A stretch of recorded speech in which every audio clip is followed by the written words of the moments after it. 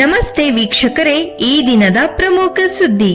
ನೆಲಮಂಗಲದಲ್ಲಿ ನೂತನವಾಗಿ ಪ್ರಾರಂಭವಾಗಿರುವ ವಿಸಿಎನ್ಆರ್ ಆಸ್ಪತ್ರೆ ಮತ್ತು ವಿಸಿಎನ್ಆರ್ ನರ್ಸಿಂಗ್ ಕಾಲೇಜ್ ಅನ್ನು ಬಹಳ ಅದ್ದೂರಿಯಾಗಿ ಪ್ರಾರಂಭಿಸಲಾಯಿತು.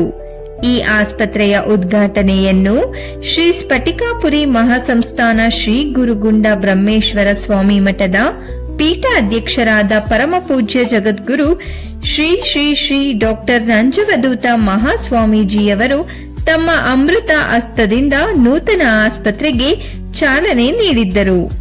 ಮುಖ್ಯ ಅತಿಥಿಗಳಾಗಿ ಆರೋಗ್ಯ ಸಚಿವರಾದ ಶ್ರೀ ದಿನೇಶ್ ಗುಂಡೂರಾವ್, ಚಿಕ್ಕಬಳ್ಳಾಪುರ ಲೋಕಸಭಾ ಸದಸ್ಯರಾದ ಡಿ ಸುಧಾಕರ್ ಹಾಗೂ ನೆಲಮಂಗಲ ಶಾಸಕರಾದ ಎನ್ ಶ್ರೀನಿವಾಸ್ ಮತ್ತು ಕುಣಿಗಲ್ ಶಾಸಕರಾದ ಡಾಕ್ಟರ್ ಎಚ್ ಡಿ ರಂಗನಾಥ್ ಆಗಮಿಸಿ ನೂತನವಾಗಿ ಪ್ರಾರಂಭವಾಗಿರುವ ವಿಸಿಎನ್ಆರ್ ಆಸ್ಪತ್ರೆಗೆ ಶುಭ ಕೋರಿದ್ದರು.